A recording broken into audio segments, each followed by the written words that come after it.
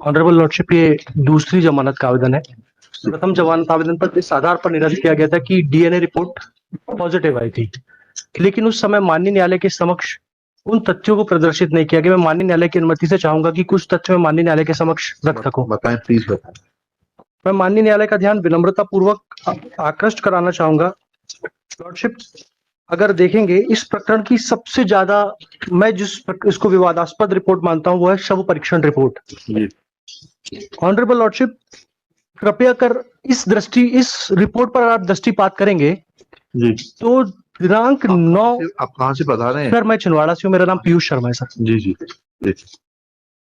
Lordship, इस मृतिका की पोस्टमार्टम दिनांक 9/4/2021 को 3 डॉक्टरों की टीम द्वारा रात 11:30 बजे की गई। लॉर्डशिप जी। सबसे पहला प्रश्न उठता है माननीय न्यायालय के समक्ष, ये माननीय न्यायालय के समक्ष अभियोजन ये बात नहीं बता पाया कि आपको रात 11:30 बजे, जहां पर पर्याप्त रोशनी और पर्याप्त प्रकाश की व्यवस्था उपलब्ध नहीं थी, बिना किसी मजिस्ट्रेट की परमिशन लिए आपने पोस्टमार्टम रिपोर्ट कैसे कंडक्ट की? पहला सवाल मेरा माननीय न्यायालय के समक्ष ये है। दूसरा लॉर्डशिप, ये कहते हैं अपनी ही इस रिपोर्ट में कि 100% बर्न इंजरी का केस है। लॉर्डशिप श्रीमान, माननीय न्यायालय से मैं इसी परीक्षा का तीसरा नंबर का जो पेज है उस पर आपका ध्यान आकृष्ट कराना चाहूंगा। ये लिखते हैं कॉलम नंबर 11 में बाहरी और भीतरी जननेंद्रिय, उसमें ये अलग स्याही से लिखते हैं एनएडी, जिसका अगर माननीय न्यायालय के समक्ष मैं अर्थ स्पष्ट करता हूं तो वो लिखते हैं कि नॉट एनी एबनॉर्मेलिटी डिटेक्ट, लेकिन अगले ही नीचे ही कोई अन्य व्यक्ति लिखता है कि vaginal slide prepared and sealed handed over to police lady Sangeeta. Lordship, रात 11:30 बजे पोस्टमार्टम हो रहा है, लेकिन फिर मैं माननीय न्यायालय का ध्यान विनम्रता पूर्वक आकृष्ट कराना चाहूंगा। सर, संगीता युवनाती की जब्ती पर अगर आप दृष्टिपात करते हैं लॉर्डशिप, तो ये देखेंगे कि ये पोस्टमार्टम के पहले दोपहर 3:50 पर हो गई थी, जबकि पोस्टमार्टम रात 11:30 बजे हो रहा है। तो पुलिस के पास किसी भी महिला के वेजाइनल स्लाइड बनाने की क्या क्षमता थी? माननीय न्यायालय के समक्ष अभियोजन इस बात को स्पष्ट करने में पूर्णतया विफल रहा है कि पोस्टमार्टम पे तारीख बताइएगा सर। 9/4/21 को 3:30 पर ही वेजाइनल स्लाइड प्रिपेयर कर रहे हैं सर। अच्छा, लेकिन कॉलम नंबर 13 में आप देखेंगे, कॉलम नंबर 13 में नमूना सील की जगह संगीता अंकित है, लेकिन थाने की सील नहीं लगी हुई है।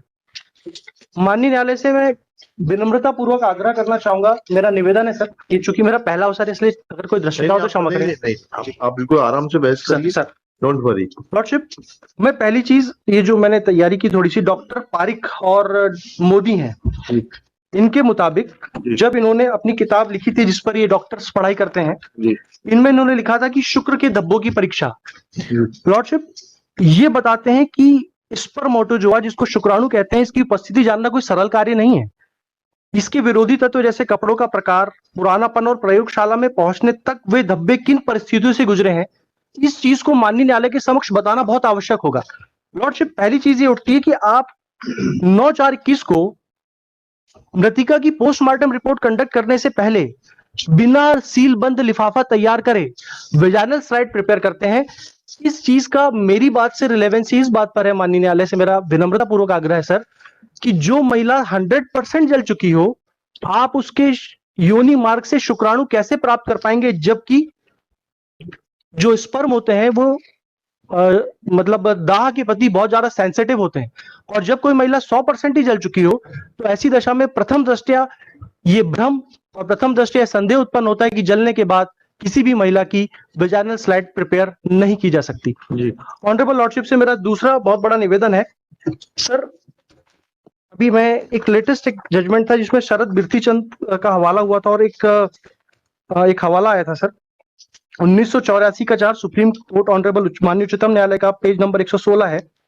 इसमें माननीय उच्चतम न्यायालय ने कहा है कि किसी माननीय न्यायालय के समक्ष अगर आप कोई भी प्रकरण पेश करते हैं जिसमें आप परिस्थिति जन्य साक्ष्यों की बात करते हैं, तो माननीय न्यायालय के समक्ष अभियोजन को यह स्पष्ट तौर पर बताना पड़ेगा कि केवल आप कह देने मात्र से कि कोई व्यक्ति अभियुक्त है, कह देने मात्र से कि कोई रिपोर्ट अभियुक्त के खिलाफ है, आप उसको अभियुक्त साबित नहीं कर सकते जब तक कि आपके पास चेन बाय चेन, कड़ी बाय कड़ी और साक्ष्य बाय साक्ष्य माननीय न्यायालय के समक्ष संदेह से परे कोई चीज प्रमाणित नहीं होती है। लॉर्डशिप, ठीक इसी तरह की प्रकृति का मामला था Hemant versus state of Madhya Pradesh, और माननीय उच्चतम न्यायालय ने अभी रवि कुमार राहुल वाला केस था। जी सर, ये कॉपी वर्सेस स्टेट सर ये वाली कॉपी सर को दीजिए।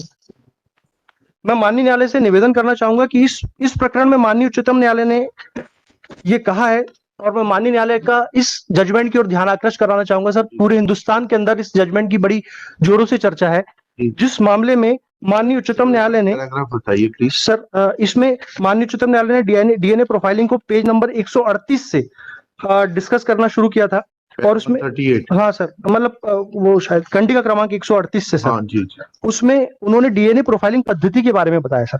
जी। माननीय उच्चतम न्यायालय का ऐसे मामलों के बारे में कहना था कि डीएनए किया जाता है, ये कोई बहुत बड़ी बात नहीं है, लेकिन डीएनए को करने के लिए और माननीय न्यायालय के समक्ष डीएनए की सत्यता को प्रमाणित करने के लिए इसकी आपको सबसे पहले ये बताना पड़ेगा कि जो स्लाइड है, जो नमूना है, उसको विधिवत संरक्षित किया गया, उसको विधिवत लैब तक पहुंचाया गया, क्योंकि डीएनए एक ऐसे अणु होते हैं जो शरीर के किसी भी तरल भाग द्वारा गुजरते रहते हैं। इसी तरह डीएनए का पॉजिटिव आ जाना किसी अभियुक्त को दोषी ठहराए जाने के लिए पर्याप्त नहीं होगा, जब तक कि ऐसी संपूर्ण परिस्थितियों को माननीय न्यायालय के समक्ष स्पष्ट ना कर दिया गया हो। लॉर्डशिप, इस पूरे प्रकरण में जो मैंने माननीय न्यायालय के समक्ष अभी प्रकरण प्रस्तुत किया है, उसमें भी 5 माह के विलंब के बाद ये जो सैंपल था पहुंचाया गया। लॉर्डशिप, इस प्रकरण में ना तो कोई सीलबंद लिफाफा है, और आफ्टर मतलब 4 माह के बाद सर ये इसकी डीएनए सैंपलिंग कराते हैं। ये इसकी रिपोर्ट आती है सर 20/9/2021 को। लॉर्डशिप, 20/9/2021 की आप रिपोर्ट देखेंगे, और 9/4 को महिला का पोस्टमार्टम रात 11:30 बजे हो रहा है साहब। 3 महीने तक ये कहां इस स्लाइड को रखे रहे बिना सीलबंद नमूने को जी थाने में रखा रहा। जी। थाने में जब आप रखे रहते हो तो नमूने से छेड़छाड़ करने की आशंका से इनकार नहीं किया जा सकता। और लॉर्डशिप, इस प्रकरण की सबसे बड़ी चीज ये आती है कि जब ये वेजाइनल स्लाइड और स्वैब बताते हैं, जबकि मैंने माननीय न्यायालय को पूर्व में निवेदन कर बताया था कि इन्होंने केवल सर स्लाइड प्रिपेयर की थी, स्वैब नहीं बनाया था sir.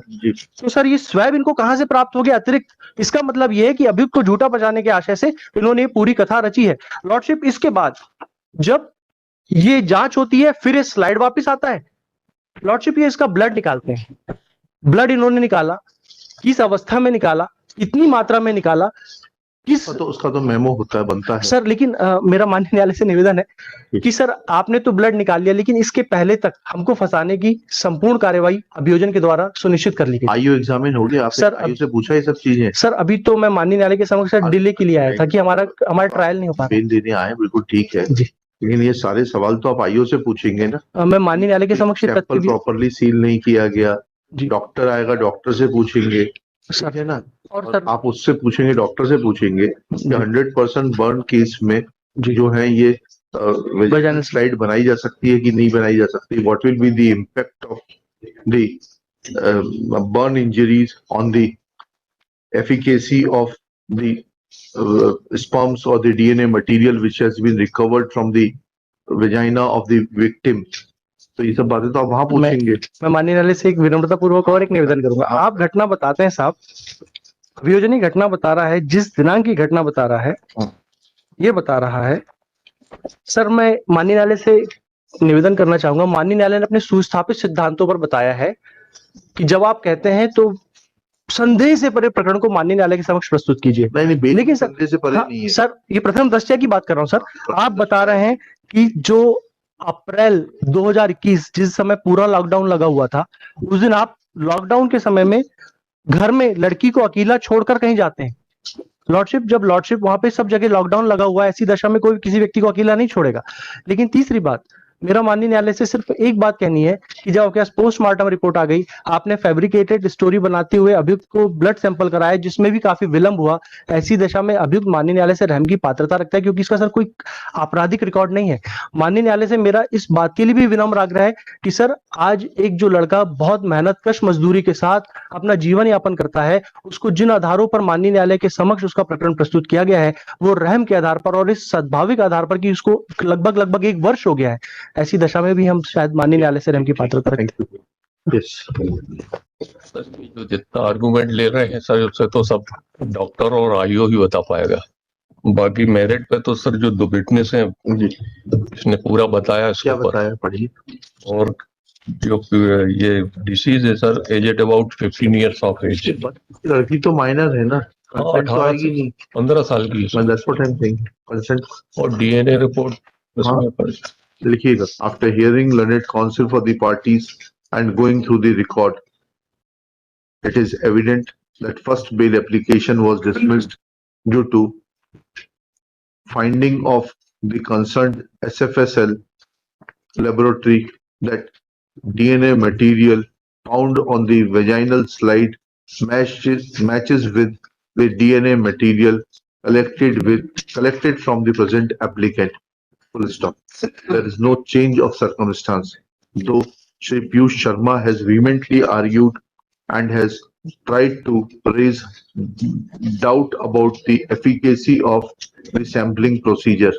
Full stop. However, this efficacy of sampling procedure can be tested before the trial court and not in an bail application. Therefore, for the present, taking this fact into consideration that deceased was a minor aged about 15 years, there is evidence of establishment of physical relationship which has been confirmed in the form of DNA report, it cannot be said that applicant is not guilty or prima facie not guilty of the offences charged with. Full stop. Application fails and is dismissed.